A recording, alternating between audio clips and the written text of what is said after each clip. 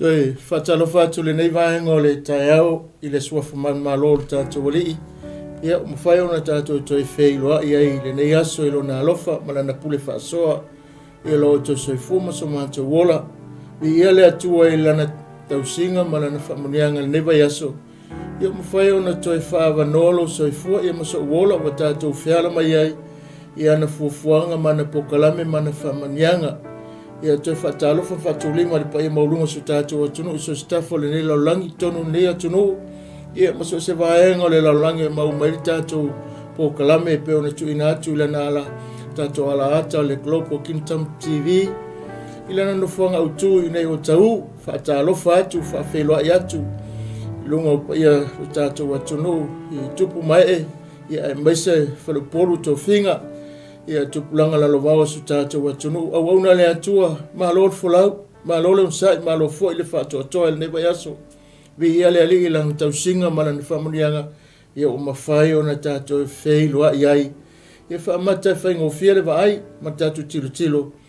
Ai le mawhai na alofia whaalawe a o ona vāvenga malo na alofa. Le mawhai o na tātou toe maua ile nei, vaenga male nei yaso. Ia o le alofa leo le ali. Fai ona tai mailo so I fuma lo ola wa ta whaata alofa mwheiloa I nei taiao. Whaapitola o whaata alofa le sunga le whaatonu sunga le whangainga o le tātou po kalame sunga ia preta pe fwot whaatuan mani no whaialo pe fwoi au auna le atua o lo lātou te tālo mo le manuia o le tātou TV whapea fwoi pa anga mo wome masani I le nei vaenga le aso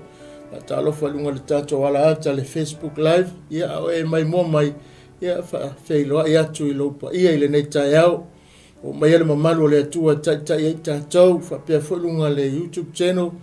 whailoa I atu malol folau malolo sai. Mana tolo o manuia mai oe I nei aso, ia I lana tausinga, ia wa whapea nana lanu tasia, le mana wanga lo na alofa, ia o mawhai o na tātou maua I le nei aso, wa tele nisi o lo soif, o lo whiala le loi mata whanoa noa, tele nisi o lo whea ngai mamanu anga to atu ngā. Tele nisi o lo whape nana I lunga o whaingata. Ai vi ia lo nanga le lei. Ino wawa ai atu sulu tino I lo manuia ma o wola. Ia o lo na lofa le nā. Ia vi ia le atua. Tātou awe le mua. Ma le wha asot. Le wha apolo ma le wha sangi le le awa o ia. O lo na lofa le upo le atunua le tau masina se tasi ma lo na finangalo. O lana pule le ua tātou wheiloa iai e vi iai le vai aso le nei masina lo na valu nei masina o tātou whaaftai le li lo na while mu maise lo na manuia ia le ua tātou toi wheiloa I fo tātou po kalame le leo le whaolataga o le vaenga luasifuma le valu le ua tātou o iai le tale no lava whaasoa ia ma tātou whetufai I le whiau lava le nei o le whaolataga o le tātou atua mo le lalolangi. Wawai manatu lelei e whape nā o na whaatupu wai langona, toi whaatupu wai manatu, whaamalo si ai lo tātou whaatutuanga, e o fwoi ai mātou nei, e le whape na o toi o fwoi ai mātou nei, o ai mātou, so steime mātou te whaitau, ma ta pena o mātou mta upu ma whape nana sa uli le sa o ai o mātou wola. I mea tau o na whai, ma le mea whape nana whaamalo si ai peo mātou tangata, ina ia whaatupu tele ina le whape na umaloa ia onga ma mea uma ia na umalenga. O le tele o lo taimi te whaitau ma su ma sa ili e a o mai o ia I mea uma sili atu la le tele o mea whape nana mai pea I runga le fio ma tape nanga oe I ngā ruenga I taimi uma e tala no mai ai. Ia fwa na ngai le mwhaina tu ua. Ia le pitola au whaatonu I tātou e le atua le tusinga mātai ro valu whai mai ia tau atu e whainu umalawa. Whaftai le atua le nau auna sunga whaatonu le awa noa I le ala ata e mwhai ei o se awa noa whaaula o se awa noa matangofie e mawhai ei o na moli mawatu ai le tala le lei o ale mwhaina malanga atu isi atunu. Au avena nei ala ata soani mawhai ei le nei awa noa e matua I tā pena le lei le nei avanoa le lei e tā uta wai ma whailo ai le lei o le atua malana whaolataga mo le lalolangi mo tangata mo tātou ainga o le tātou lava si o manga. Lala fwoi ngā renga fia le nganga ma le loto e moli mau lava le alofa le atua nei tai au le wala tātou tala noa ia ma tātou mafuta ai i le nei tai ale na upu moli atu i moli nei aso ai tātou a matasi o tātou o le atua tō mai ala na whaamanianga mo tātou e moni lava lo walofa le ali e o mātou upu o tele ona wafua mai lo walofa wa mawhai e i mātou ona mātou maua le nei aso ma ua tele ai o mātou tala e mātou tenga ngana wa mau upu wa mau tala i mātou ono lau pule ono lau walofa foa i le ola ma le malosi le alo mātou whaftai le nei aso a wa e tō wa tō mai lau whaamanianga wa mātou o mai mātou whailuai wa mai tele o aso mātou tele whailuai ai a ole nei avanoa e matala tala ai le lei o lau fio ma o venga ia fo i le vi inga ma whaamanuina lau fio i le nei aso nei tai au talo whaamanuia le so mātou atunu utute mga luenga lo whenga i la tau tapu inga mau nai tua a sinsina i mauta malawa ai maise le ali le no manua o ona wase manuia o le nei aso i alofangia iai whaatasi mātou i lalo le nei tai au le a alofa ma le au la vea i le tausinga i le whengai ai o le nei aso i tute ma whaiva Pamalia lo ona whaatonu whatua me se whanufo ia lo maise le port member tonu le ala ata pa anga mawoma e masani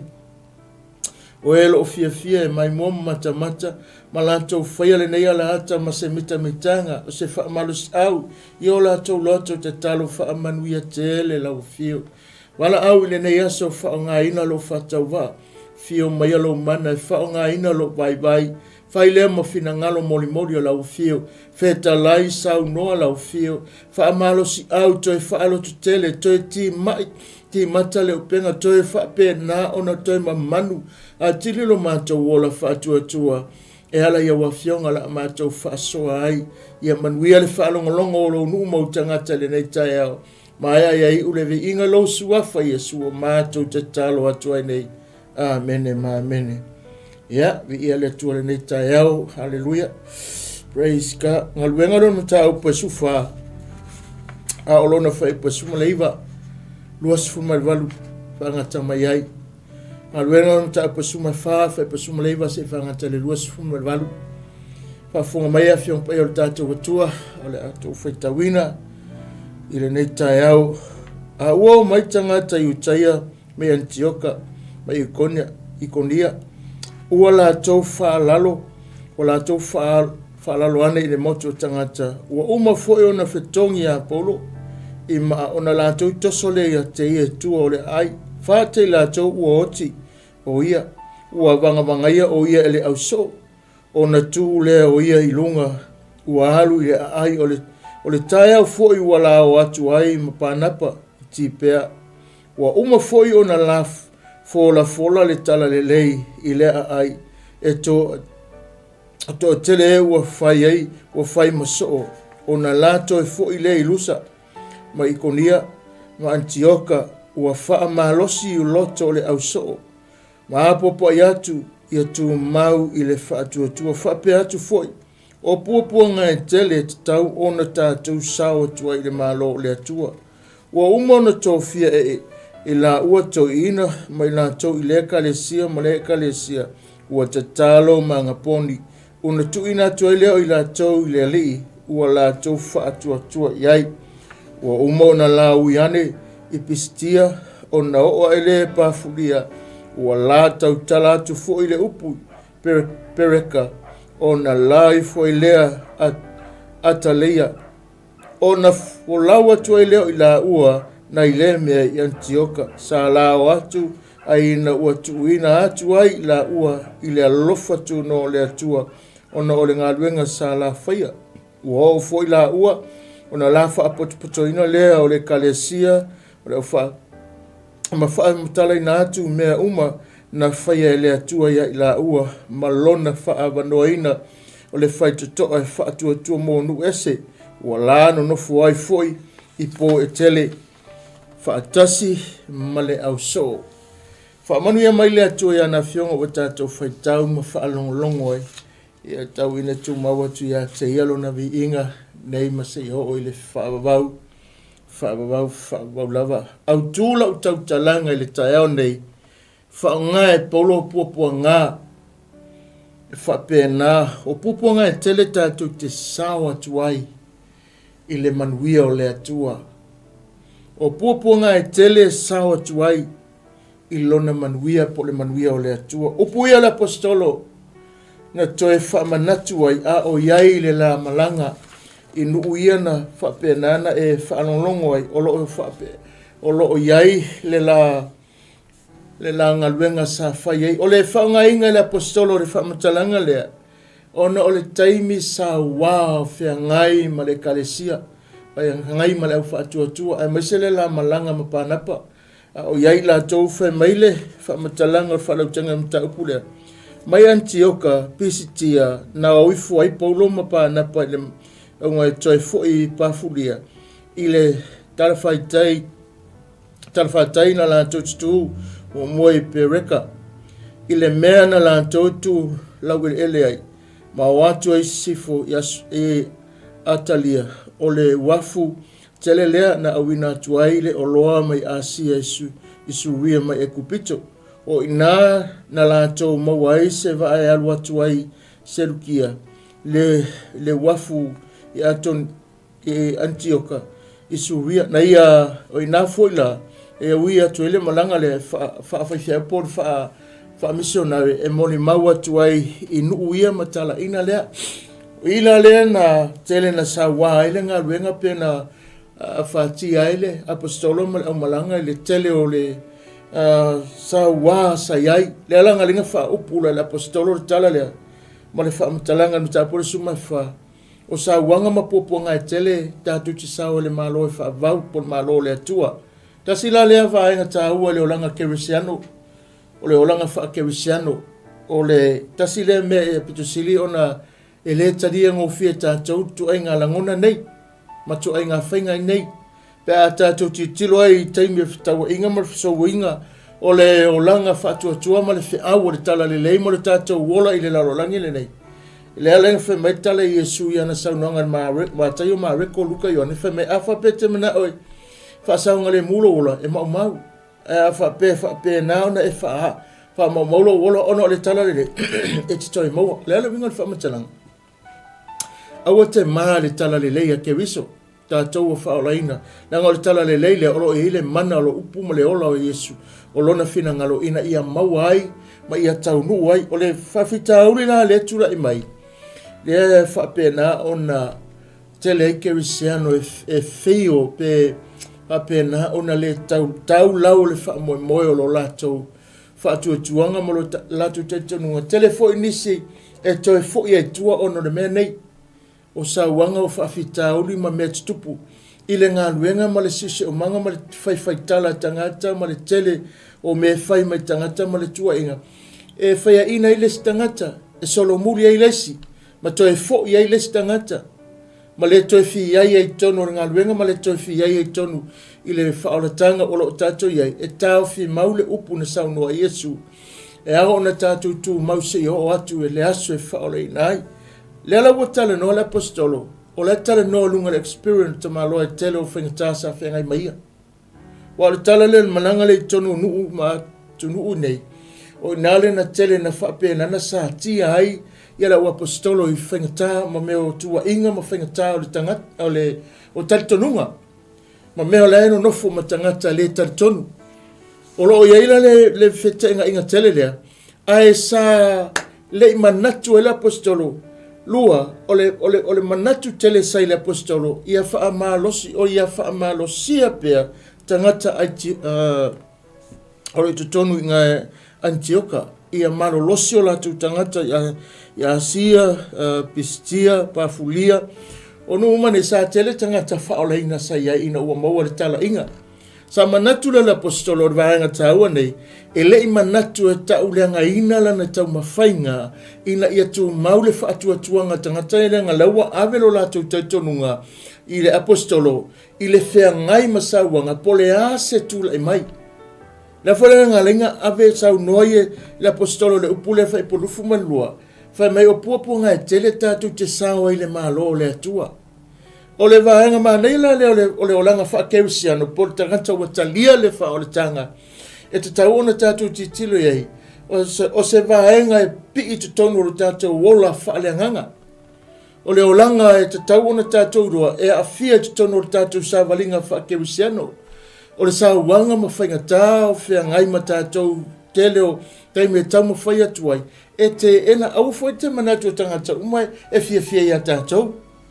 e leo tangata umai eile nala ngona la whainga leina whaamaro si tele la apostole tonu e tangata e Antioka ma Asia ma tangata Yesu ria malanto umai na mo tangata umai e sai ai na mawana na tala inga lena whaatu ale kalesia ma whaatu langa e polo toi ina ma le au so malanto uma samo e whape nana whaamaro si au umai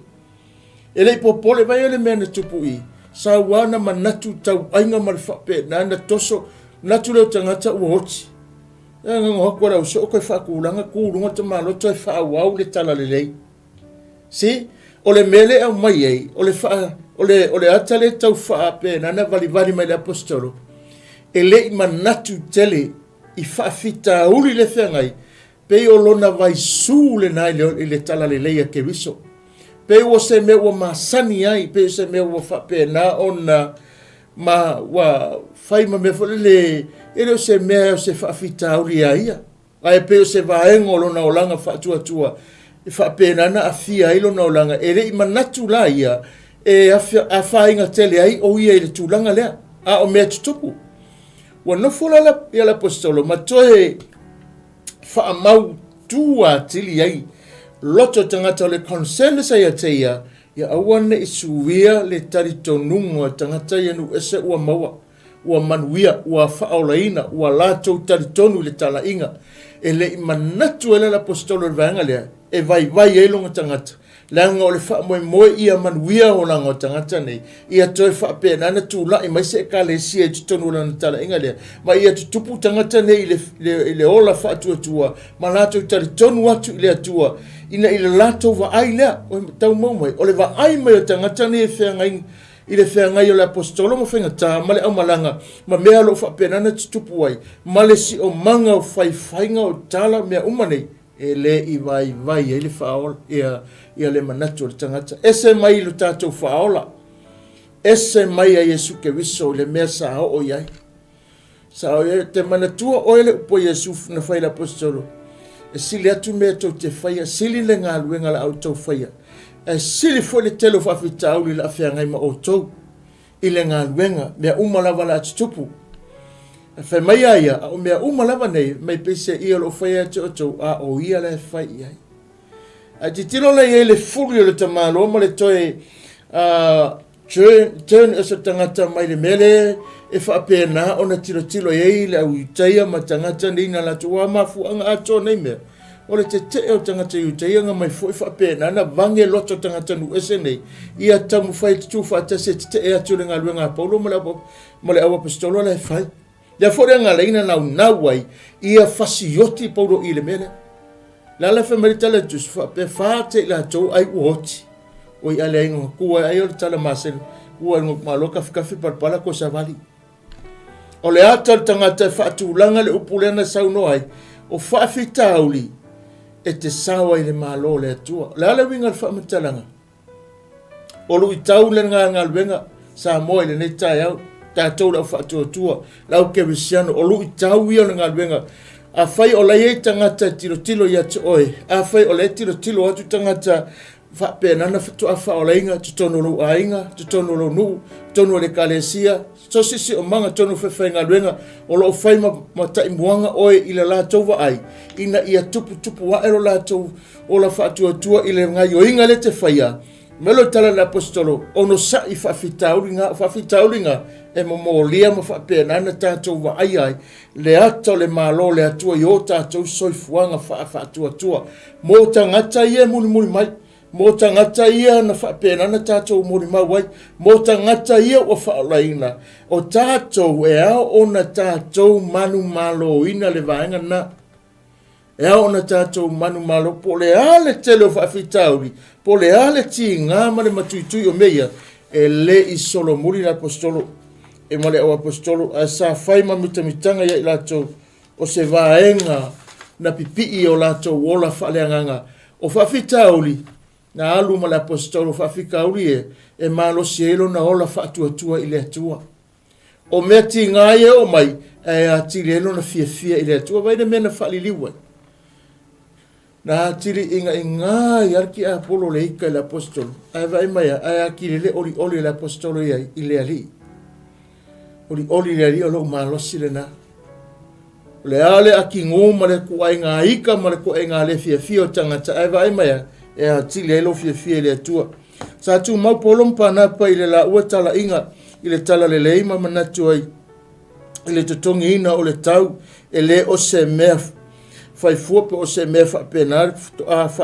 e faatustusa atu i le ususitaʻi ia ke wiso le olaga faatuatua le olaga faaolaina le olaga ofoina atu e lē mafaiuna faatusatusaiina atu ia ke wiso lo latou ola ofoina atu e lē faatusatusa le apostolo o laua o latou olaga i le mea nai ai le faaola ae ona ua latou usitaʻi o le faatinoga leo le usitaʻi i le atua mana folafolaga na tautala ai le apostolo o faafitaulina o te sao i le manuia e faavavau o te sao i manuia le faavavau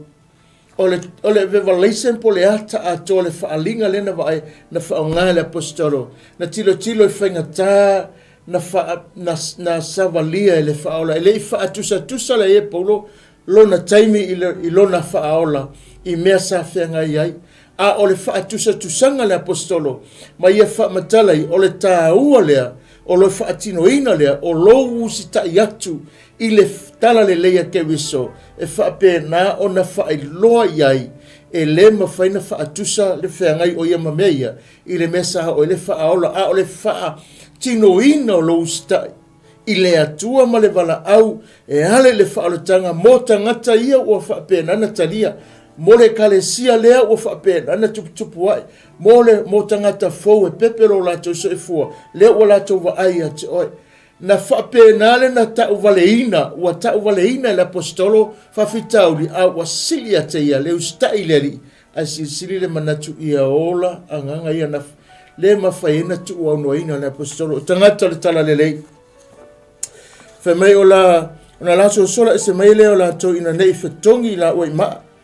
ae na tuliloaina paulo e tagata iutaia mai antioka mai ikonia ma fetogi a te ia i maa o watu o ia o le latou manatu ma faapenana latou talitonu o ua oti ma ua lē aisi ua ua lē toi aisi talaʻiga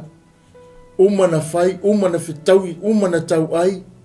uma na oo i ai ko e ngā whainga whai ai ua manatu o oti ai vai mai le ai titilo lei ai o i ngā na whapenana whamanatu peitai na tūlai polo matoi fo i atu ile ai atala ile tala lelei i lana lea tau tinonga o nana ngā commitment i le atua na whai ina ua whaolaina matulai mai ua whai o ia maipu talanga ina ua ua whai o ia maipu whapenana whaatau nu ua lolanga commitment i so o se vaenga o nu ese na sene i o ia le atua e mo moli le fe au o le whaoletanga a o i na au mai le fe au tele le tutonu o le au whatuatua o le talia ina o tangata whatuatua whawhitauli tasi le vaenga i tutonu o le tanto wola whatuatua atu i le ali o le wha po le purpose mo na leina na unau le apostole wha o ngā le wha matalanga lea ina ia lui tau tatou whaatatau mo nganga fou ua whaolaina ina ia tilo mai la tau wai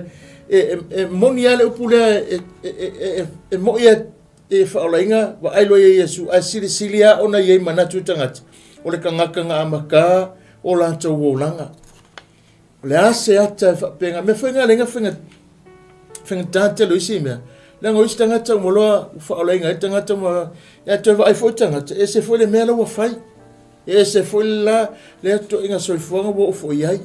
O le si teimi wa ko fo wa koe tau mafa matapa ato e tau mafa le pia wa pena. Na fasili lo le tangata, pe mo i ere ngai me. Ti tilo le ngangana, ti tilo yang na upu, ti tilo to inga whainga lai wo le na fasili la ia. Se ka kele lo se pe mo i ngai me. Mafu angale na lai on toa le apostolo i langa ngaluenga fa apostolo. Langa ngaluenga fa tala i langa ngaluenga langa misiona fa aola. Na fa o ngai o ia langa commitment na ya Yesu i langa tau tinonga. O te fa taunuina le mea wa e fina ngaluai. O le ale whaingata. O le ale mea tutupu. O te le toi foi mai. Le aranga lei na ngai le mafau le apostolo. Malonga loto atoa. Ia aua ne ia whaina tangata ua whaolena. Sili lava le manatu le apostolo. Lona usitai, lona alii malana misiona na awina mai oia. O lana commitment na tangata kewisiano. Tātou foi la tātou kewisiano. Pēna o whatu tasilea whainga tāo le ngā luenga wa iairu nevai tau. E alualo ka ko wae koe whaale kongu koe a whaina le tātou wa au tātou wa. Ona o tātou o langa i le aso, ma le aso tātou le usta ia, ma tātou le whaia, ma whaawawina. Ma whaatele e tātou whaafitauri, toia afia umaya nganga ia sa whaolaina ia tātou. Nā whaina la ia, o watele ai le whainga o tātou maftanga ma ia. Ila vea i o keusiano, o le toi pūle tātou mai tātou, lau tangata ai o lo tātou ali ua wala awina tātou. O se tasi o au tū o lo man nino mai le whai upule lusa furu. O lo wha matala mai e, o lo wha manatu le vahenga tā ua le apostolo.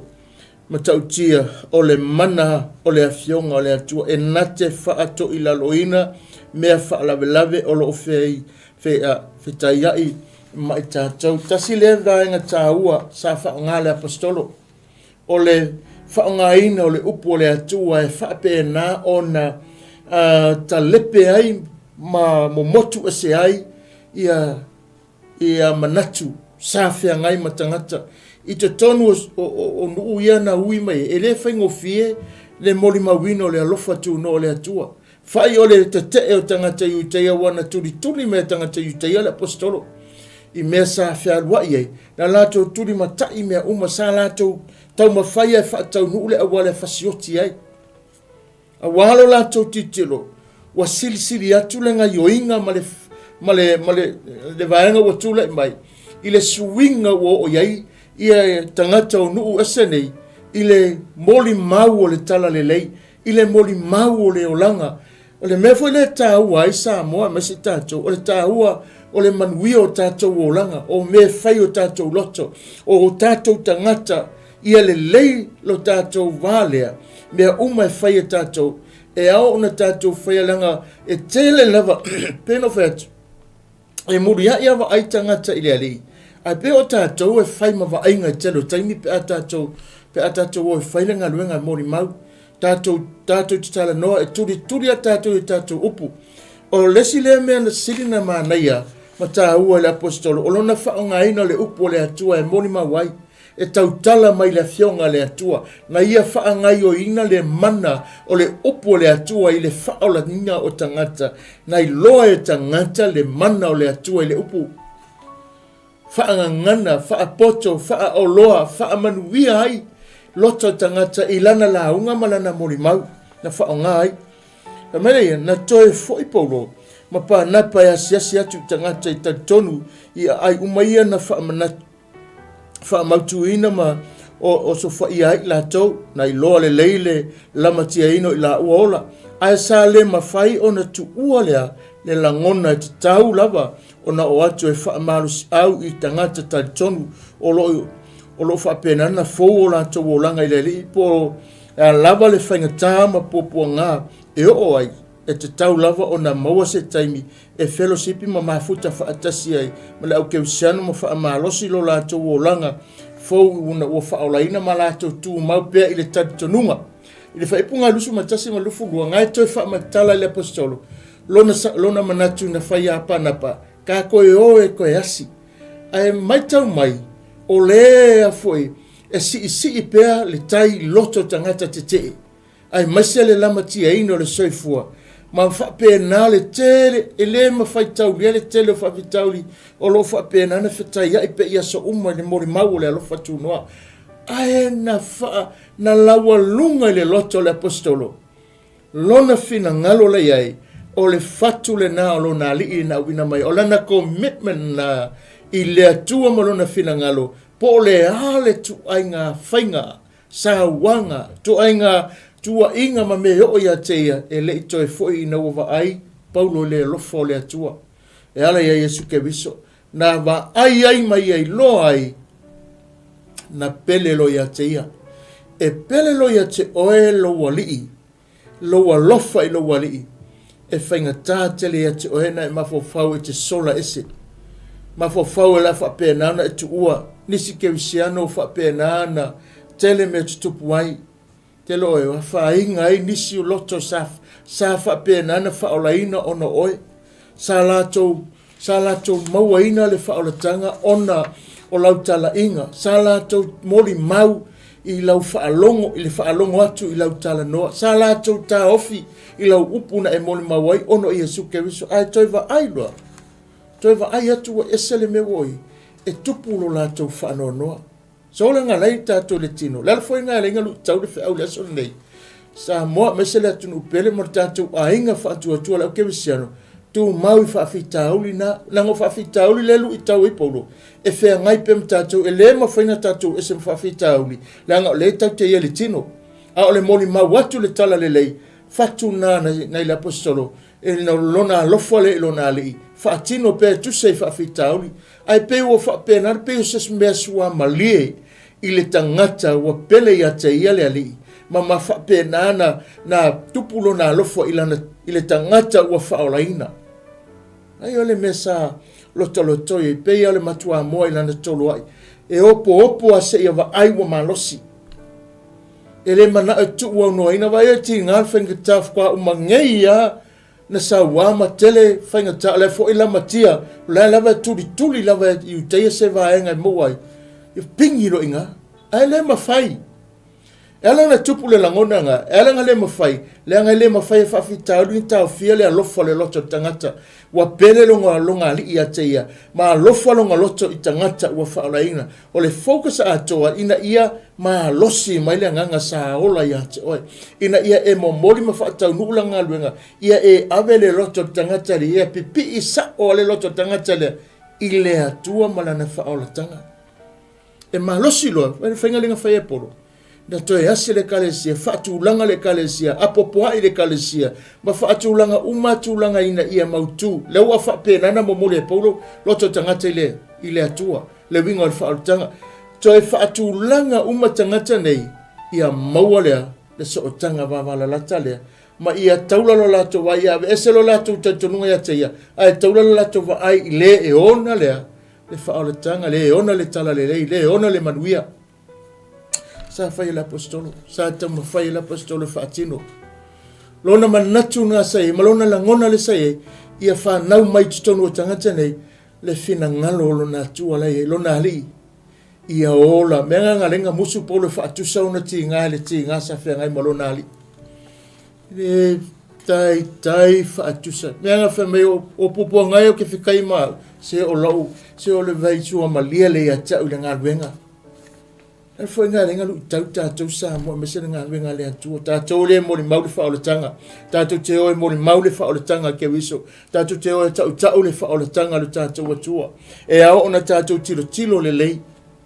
Fai oe fai a whaateta inga le lei o le wheau o le tala le lei. Ia manuio tātou o langa e kakaunga. Se le sāle le ko inga mea o le fai e sola o usola a tiai. Fai e alu ati ai, fai tu ua e ai whapenana e le fai isi me te loi. E sili na whaanoa noa le loto o lo wali.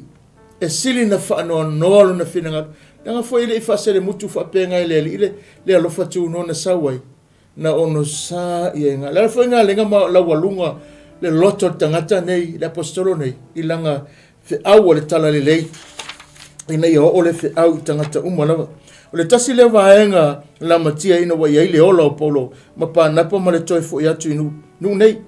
O le tapena ina le o taitai o le kalesia sosoni mo lo lato wolanga whaleanganga, ina ia tutupu whaleanganga, ta talo mo le au taitai ma whaifi au, o le kalesia ma lango suai, e tau wamo whaatasi lo lato, ma ta whai o i matausi, ia malolosi anganga o tangata ia watu ia te ila tu tono nu ia nu asa ia wa ele fainga le tangata tasile esele mana ia e o mai ia te tato na lai ona toe foi manau nau le lote toe fatulanga le kalesia elo se me fo le fai tau na fai au fainga ia le pule ai po fere me lo lo kuai pule ai po fere me na amata malosi toe fai u malosi paulo le ia tangata ma le kalesia inu nei ina ia fai u langa ngaluenga venga e tala no la apostolo tu se Timotheo me wa fa pena ona wa i u le tau sinio fa pena o tau le tau le wa i u tau tau sinio o tau fi le upo le fa tua te wina mau le pale lola le ngate e tau la tau fo e fia lo na fari mai ese mai o le na mau malanga na tau tinonga e fa ilo ai sea langa e fa maoni la na upu na fai e fa maoni o me la ia linga mafua na laiona nau wa peno fe atu ia tele lava o le vahanga lea tu lai mai fa fitauli fai ona le umanta to faia a fa pena na tu tia e o isi tangata pa mantua fo ese uma loto tangata titiro fo le menga tupu tono tala inga mo mau ma le fe au le fa tanga na o mala to tele tangata fa penga o isi tangata taliane suita ya ai le I fa pena na suia ai le manatu la walunga sa ia teia fai ia mae alelei fai ia fai ia fa pena na fa tulanga lelei mausali e mo mai le mena toi foi o fa tulanga mai toi ina fai fe au le kalesia ai mesetanga te fo fa tulanga lelei ma fai e lo ile talo e fa manui ai le ilunga le ngaluenga ma tu watu lola to e fa tino la le atale au mai fai ia mai ai alelei me au fe o I fa fitauli nga fengai fe o yai ti nga o fa fitauli fe o ai u yai ia meleanga na fai tangata wa I u le vi inga o le atua la nga lenga fai langa tau tinonga o fa fitauli le ngaluenga o ai na o le malo jan mo oe jan mau ile lufu fa fe me le fa mtananga o le tusile ne ngaluenga mtape suma fa o lo fa mtala ai le fa ma le telo fa fitauli o le luai malanga la fa apo fa atalai ala apostolo ia lanto fa pelana fa nga malanga na malanga fa tasi mapolo pa napo ma nisio ilanto sa fe ngai ma le telo fa ngata o fa fitauli o mea le mfai na fa mtala ina ai na ia titona o vaingala ia na fa mtala la apostolo mai mo na fa tuina se kalesia fo ikonia lua ua fa malo ina e ia tangata na fa nau o pipiri ilusa tolu to fia to ina le kalesia fo na la to fa tuina I kaletai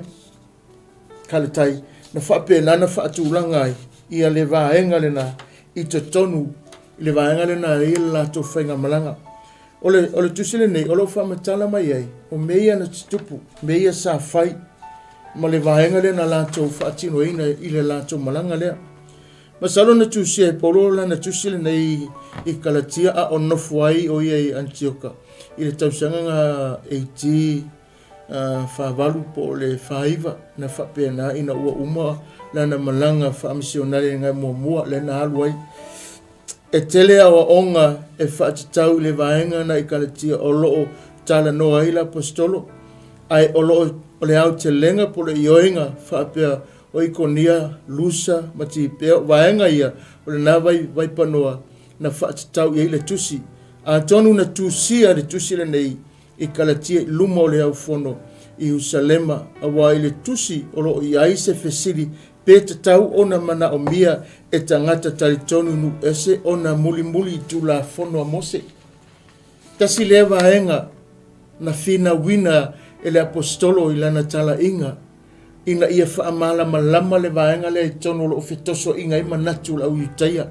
Le tau toso mai te tonu e whaapena ona whaalave ina ailea. Le faaolataga lewa mai e ke wiso mo tangata o le tula fono a mose. Ewe whapena ona le tala noa mas tele a tala noa la uitaya o le perito me ina wa e whapena ona e maua le whaolatanga, a e le peltomina, e le whapena ona e whaolaina. O le tula whono na tama whaia, na apostole whaamalam lama i tangata, ina ia alu eselo la tau langona, ave eselo la tau manatu. A wafo i leua whailawa o ngā lau i taia ma whapena na mori mau e tamu whai e whete e nai ma le tala le lei. E whete e nai ma le uporo whapena na mori mau. Whapena ali nei vai tau le soifuanga o tātou iei Samoa, mai se leo ke usiano, ma leo whaatua. E le tele o taimi leua e whaalongo, lea fo ia tamu whaia e mono whaamauru mai tonu le tele o isi a onga. E suia ai le fina ngalo le atua e au mai ea te tātou e o whaatua ma tali tonu. Le tala lea apostolo, aua nei whetoso ina. Aua nei whetoso ina o tātou manatu. Ia tātou tū mau ma le lewhanga e tia ia alualu lo tātou tali tonunga. Whaatu mawina pea. Ai te tino le nei vai tau, le te lei o mea lo whapenana wa mauru mai tonu. Wa iei me whaapopo, wa iei me whapenana au mai tangata e se ia le winga o le whaolatanga moni leo tala noa ai, lea tala noa ai le whionga le atua. Lea whaamatala le apostolo, uma fo ina tala noa i tangata, whaamalamlama tangata, whaolaina tangata, a le fo toi ali mai le tala inga lea.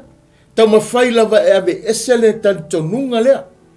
A te loe, na toe fo i l'apostolo, ma toe whaamanatu wai tono le kalesia lea, ina ia ea ona malamlama, whaamamlama le apostolo mea, pe ona tala noa e Yesu i le whaamamlanga mea, e tele awa onga i whaatitau le nawahenga, i kanatia o loo tala noa ai le apostolo, ai ole to a tele e ioe, ma whaapea, ia konia lusa, ma te pea o se vahenga o le nā vai panoa, na whaatatau iai le tusi le whaamalamla mai le tūlanga e ala le tūlafono. A tonu e tusia le tusi le nei i kaletia i luma o le fono i Usalema. A wā o le tusi le o lo whapenana ave o se fesili pe tatau ona whaonga ina inu ese ia le tūlafono o lo whapena ona tala noa ai i utaia e ala tūlafona mose. Whai maila ia, o ala mea lo mana o mia mo le uruatu le malo le atua i tusa ma le mea leo o whapenana tala noa ai. O ala ni vaenga,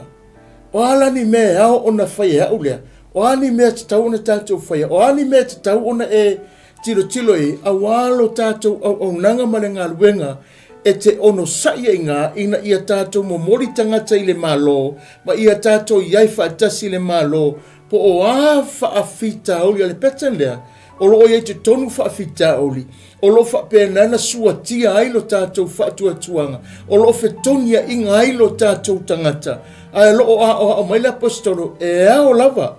o na mau pea lo tātou to wai i le mea ua o ina, mai la ia le whasiri, o ala mea,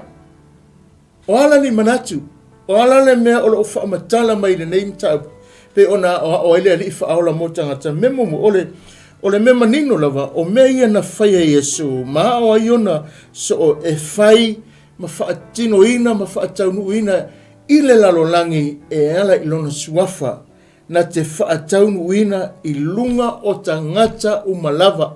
Le ala na whaia le apostolo, ma whaatino le apostolo e tusa, ma o onga le upo le atua, ma le fina ngalo le atua sa o ai le apostolo, ma whaitau, le ala ngalinga, ta ma whaia li liu ese lea, le taitonunga lea whaiutaia e winga le tulafono le tau o mongo mai kukongu.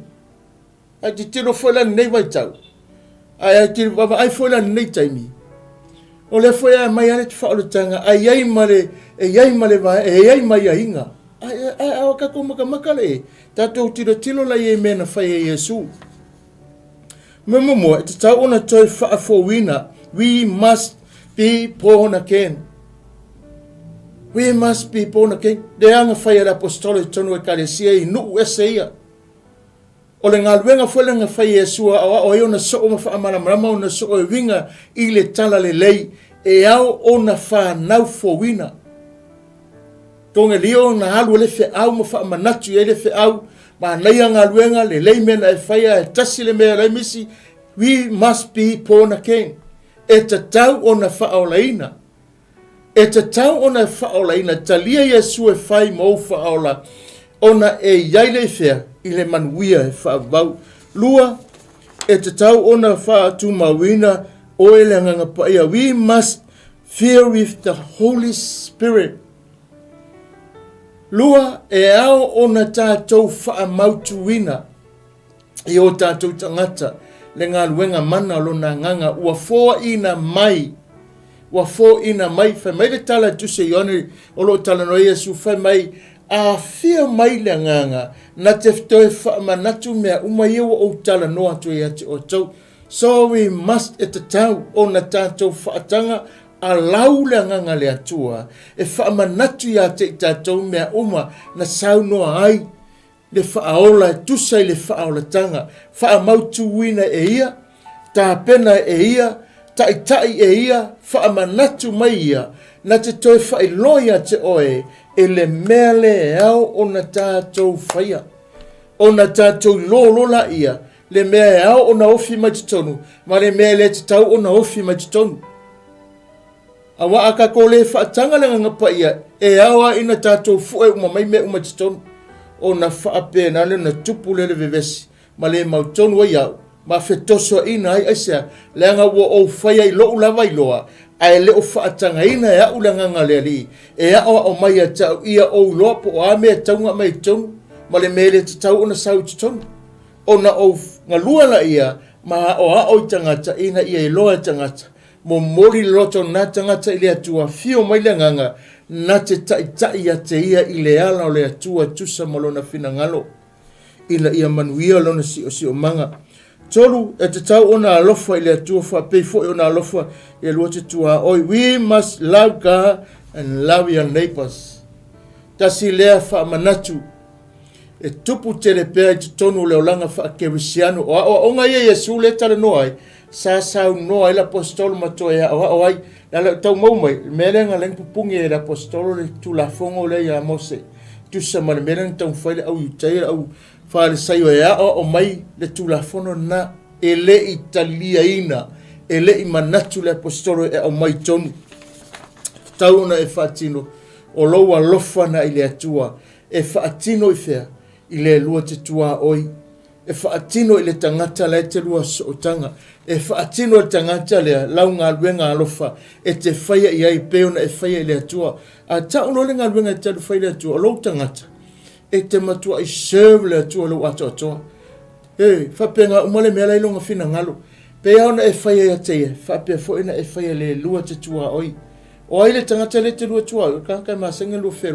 whailoa ai tangata te lua mafuta tangata isi tangata le tala noe le whionga le tala noe whionga tangata te le masani ei o tangata le whai se lu so tanga o le tangata ngā le tala noe le whionga le atua le winga le ile whaolatanga le aunga le tala le leia paulo tano nuu nei ai maise le fina ngalo le alii e auna e tātou soifua maola i tau ona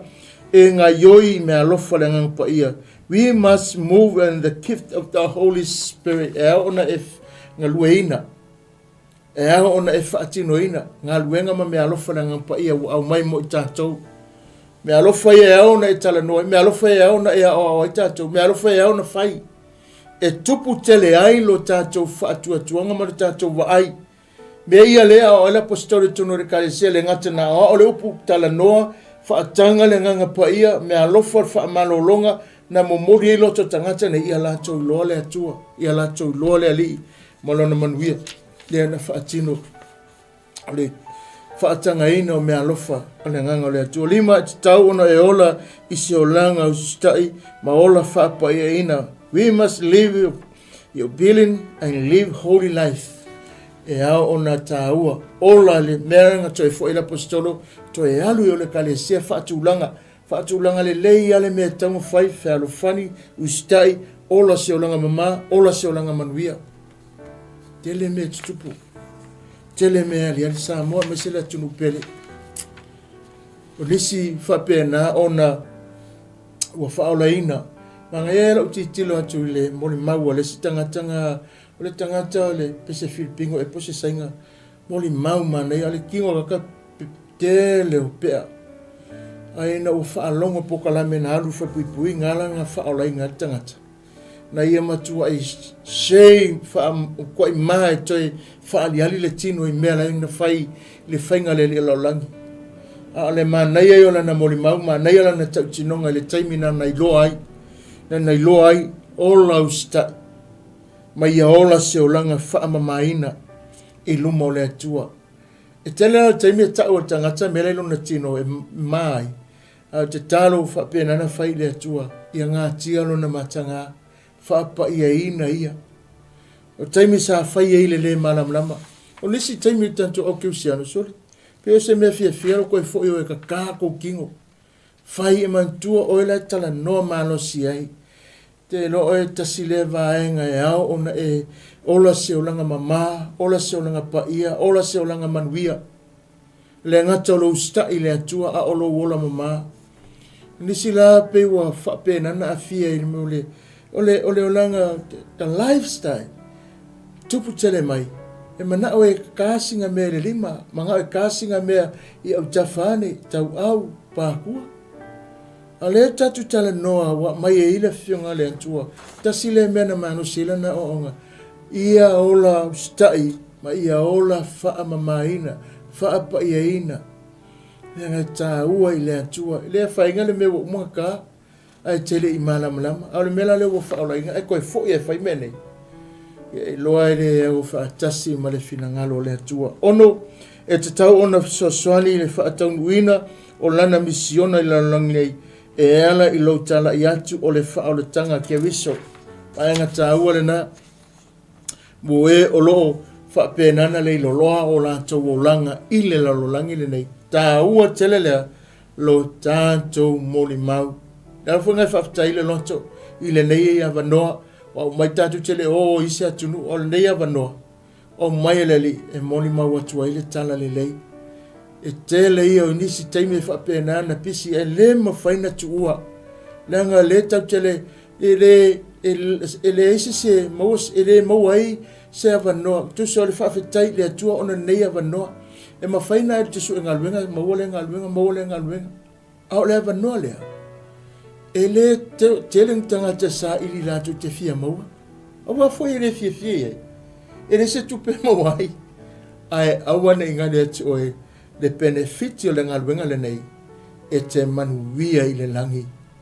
e o loa tu lui o lo fa tele ma fa putu mo o I le langi pe a e nga lue mo le atua te mon me fia le loto le avanoa e fa pe nana tau a kale sau fa kingo pe o sata svisa venga wo fule wo kale faia esa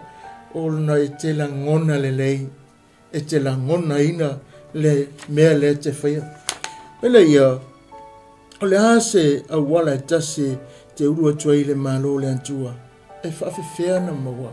Le ase a wala lo tala noa I nei mita auku. E mawhaiona e urufale atua. Ina ua uru atu le malo le atua. E mana o mia e tangata o na sala mo ya la toa sala. Matali tonu le tala le lei. Ina ia mawhai o na whaamanga lo ina la toa sala. A wala mo mua le na. Whaamawalalo lo loto. Whaamawalalo tātou loto I mea ma tātou te sea. Ina ia tātou sau le malo le atua. Talia ina ia sue whai malima whaola ia mamao tātou o langa pēna watu I mea e fitu na watu anei ono e molima wai le tala le lei. A oa onga malona fina ngalo na o mai Yesu le fo ina toi whaapopo e la apostole tonu langa tala inga o waenga malo losi ia le o langa kewisiano. Le alau o mai ei waenga momua o lo loto whaamaulalo. Talia ai le whaamanga longa e te ulu whale le malo le tua ngai ngani ma rekomita po e momofe pe suma lima ma leonga tolu pai po tolu ma lima lua o a me lua na fitale ma e Yesu ia tau ona sawa tuai le malo o lo whaamatala o lo fitale ma Yesu ia te tātou I le tatalo tātou tama o I le langi malo o tau mo isa I le malo le atua malana mi tonu ia manatua na a mata ke wisola na ngalwenga ina ia sala mo matali tonu watu I le atua sa ili atu malona fina ngalu whapena o na whaamaolalo I le malo mai o lo fetalai Yesu le mea tao leo langa sa ili ta talo I o tau sa ili atu malona malo o mea te tau ona iaia te I tātou o mea te tau ona e whaia ona e loro laia le manuia o le atua e leo foi o le leo foi lea o le whaoratanga mo so se tangata lava na o le finagalo le atua ia maua uma e tagata le manuia e faavau o uma ona ia tapenaina mo lana fanau faatuatua o lo tatou saʻili a te ia o le mālō le atua e amata mai i le valaau alofa le alii mo i tatou ina ia salamo mai le agasala ma tele o mea leaga sa latou faia ae liliu atu iā te ia aua o ia lava o le ala upu moni ma le ola e lē sao atu se tasi tamā pe a le ui atu iā te ia na haʻoaʻo ai le apostolo ma faamanatu ai le apostolo e tusa ma lona finagalo faapena ona faatinoina ai le feʻau alofa ma le faatinoiga o lona lea finagalo ina ia mauaa ma mausali ma atoatoa le feʻau o le tala lelei pe ona tamafai e faimai ia pe ona fetoe faamanatu iā te i tatou le vaega o le fetalaiga lea iesu ia te tatou ia outou tatalo le gata tatalo i le tama au i le lagi faapena foʻi ona outou saʻili le mālō ina ua outou faamaualalo mo tatou faamaualalo i le atua i o tatou faaletonu faigatā pei sa feagai ma le apostolo sa tele le fetosoaʻina sa tele le fenunu aʻi o ua faapena ana mo toʻi manunu le faavae o le faatuatuaga i le faakeusiano ae fai mai le apostolo ina ua faapena ana toe foʻi atu faataunuina le finagalo ma le valaau o le atua e tusa ma le pokalame na i fai mai laga faamatalaga ua uma ona lauiana e pistia ona oo atu le pafulia ua la tautala atu foʻi le upu pereka ona la oi fo lea a ataleia ona folau atu lea la ua na i le mea ia Antioka sa lao atu ai ina ua tuina atu i la ua i le alofa tuno o le atua ona o le galuega sa la faia ua oo foi la ua ona la faapotopoto leo le ekalesia ma faamatalaina atu mea uma na faia i le atua ia i la ua ma lona faavanoaina o faitotoʻa o le faatuatua inu ese ma tele ai tagata na latou taliaina le alofa tuno le atua inu ese le manuia o le atua na faailoa ai faimai lea o le faaliga mulimuli sa faapena ana faai ua uma le tatou mataupu lenei taea o lo tatou saʻili ina ia i mālō le atua e amata mai i le valaau alofa le alii mo i tatou ina ia salamo mai a tatou faaletonu le feʻauga gafai na moli mau e le apostolo inu ese faamaualalo ma salamo taliaina le mālō le atua ua o ia lava o le ala upu moni ma le ola e lē sao atu lava se tasi tamā pe a leu i atu iā te ia oai o Iesu Keriso o ia lea o le upu lea ma le faamalosi lea o puapuaga la le mea na iʻu iai po lea le faigatā e na iʻu manuia iʻu le galuega toe foʻi le apostolo ma faamatala mea na tutupu faamatala vavega faamatala faafitauli ina e iʻu aʻe faafitauli faapena ana tu le ekalesia te loo ki apolo e poko e amaka e valea fai valea ke le faaiʻuaga mea na o mea faavalevalea aga te faia ae mea le kausolomua ai mea faapena ana faaosooso mea e amata ae faavavalea e faaiʻu na osa e faaamata le lesi ma mea uma ia ae uma i foga e tu ai le ekalesia faatulaga le ekalesia faapena ana faaolaina tagata faatulaga uma mea uma koe foʻi le apostolo ma le aumalaga moli mau le alofa o le atua o feua iʻu ai mea na fai o le lopo feua ali ekalesia e maise le fanau faatuatua tatou ono saʻi le feʻau o le tala lelei o le faaolataga avea oe o se tagata ono saʻi ina ia ola agaga le mulimuli mai iā te oe ia e loa malolosi e tagalo faatulaga o le mea lea e ao ona fai ai laugaluega o lou faatulagaga e toe faafoʻi loto tagata i le atua ia pipii ao latou loto i le atua ia pipii o latou loto i le atua ma talitonu atu iā Iesu Keriso ma latou faatuatuaina i le alii i mea uma lava na mea le sa toe fai e le apostolo na inu faigatā ai momoli loto tagata ia latou iloa le faaolataga ma latou loa le latou relationship ma le alii ia tumau e loʻigā foʻi loe o aua manuia le galuega te loe ae sauni te alu fiafia pe avalaau mai lou matai aisea ua e iloa ua seto ua manuia ua malolosi tatou galuega lenā tātou manatu awoni o tātou solo muri whaafitauri tiai nganga o whapena na whaale tonu leo tā ua se leo mamo le pe a whai leo tā ua se tausi a nganga leo tā ua se tausi mea le atua pe a whai o sola whai o tuua whai o waru aisea a iei se nganga pe tasi se nganga lo e whai ngalunga ina ia malo whaia ia manuia leo langa le nā nganga e tasi whamele tala tuspa ia e oli a ngelu e afe maafe i se nganga e tasi ai li liu atu ia te ia te manatu le to tele te manatu ia tele atu ai whai mai ai a tasi ai whai ngalunga se ia mautu le leina na whiwhiringa i ona whai leo natangata ma whetu o lo pale taimi te whapena na e tātou whaai uaila na wala au tātou wōlo na manuia i o le whiau nasa mua nei tai au whaalau tele lo na alofa tūnoa mo oe mau i a whapena na whai ma whiau tau longo pea mo au mo oe mo tātou uma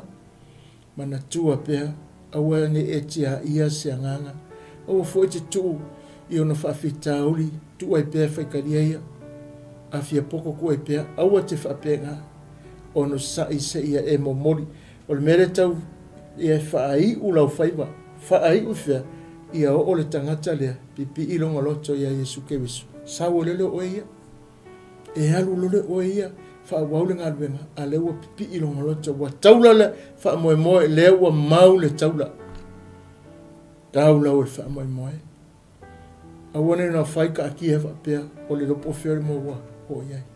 a ia whaai u le nga luenga i olfi au nasa mua nei tai au fa lau tele lo na nganga ia te oe mau whai ma ta inga ma oso mo le nei aso fa manatu pea lo na leina ono saila apostolo o whaafita uri e tātou te sao ele malo tasi le awala o le manuia e le whapea o lo utalia whaafita lui o le tasi le vaenga e whapea nana inclui kongo le ola whaakewisiano whaatuatua o whaafita uri o le olanga nei ia whamanuia mai le atua le nei tai ao tātou whai u se talo fo i lava le viinga ma le whaafitai lau fio le nei tai ao whaamanuina le so lo suafa alofa whaafitai lo fina ngalo whaalu ma whaalia le nei aso so se tasi na mātou mafuta whaatesi mo mori atu e le whaalotu tele whai o ia ma se taiala o se tangata se anganga e ala so soani mai o lo nganga e whaanga ina ilo mātou vai ai mo mori le roto na tangata i o atu i ate oe te talo i alo whangia ma whaamanuia le nei aso au ngā wenga whai o le nei aso tausi ma leo lau fio se ia iai whaatasi nei aso lo file mo lima taitaina i mātou lo walofa tausia i mātou i ala lo manuia lo mātou atua talo manuia lo o na whaatonu ma whaatua ma se foi e ale no foi alo manuia o no lo auto va mai le nei aso manuia le tapua inga nei o mātou tua asinsina au auna o lo lātou nono manu ia wase manuia o le nei aso manuia pa anga i lunga o le Facebook Live YouTube channel ma so se mea lo mai mo mai whaatalo whaamanuia tele i lātou tiuta ma whaiva o titoe nei aso manuia au mga luenga lo walofa whaai ufile mō le nei weekend lo wanga leilo mātou tamai fo i atu ma tu ma watu lau fio le vi inga nei ma se o i le whaavavau lava amene ma amene ia manuia tele lava toenga le nei aso ono Yesu amene